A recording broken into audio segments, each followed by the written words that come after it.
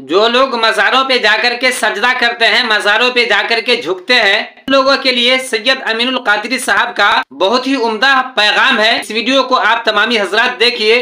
इससे पहले एक छोटी सी गुजारिश है, वीडियो अच्छे लगे तो वीडियो को लाइक कर दे, चैनल पे नए हैं तो चैनल को सब्सक्राइब कर दे और बेल आइकन को दबा दे ताकि जब भी मैं वीडियो भेजूं आप तक नोटिफिकेशन मिल जाए। आप कब्रों को सजदा नहीं कर सकते, आपके मजहब इस्लाम में इसकी इजाजत नहीं। जब रसूलुल्लाह को सजदा नहीं हो सकता तो गैबन शाह को सजदा क्यों हो सकता है? ये बात आपको ख्याल रखना चाहिए। जब सैयदुल आलमीन को, जिनके कदमों में जिब्रील सर रखते हैं, जब उस नबी को सजदा नहीं हो सकता तो फिर गली के पीर को सजदा कैसे हो सकता है? हमारा मजहब गैरुल्लाह को सजदा करने की इजाजत नहीं देता। अगर ताजीम का सजदा है तो हराम है और एक इबादत का सजदा है तब तो शिर्क है। इस वीडियो को देखने के बाद आप समझ गए होंगे कि मज़ारों को सजदा नहीं किया जा सकता है, कब्रों को सजदा नहीं किया जा सकता है।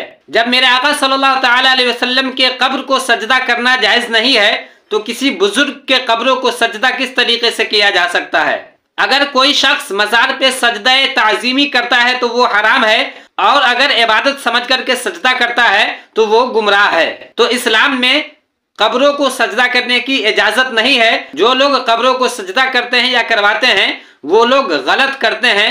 अल्लाह तबारक व तआला से दुआ है कि हम सबों को ऐसे खुराफात से बचने की तौफीक अता फरमाए। आमीन।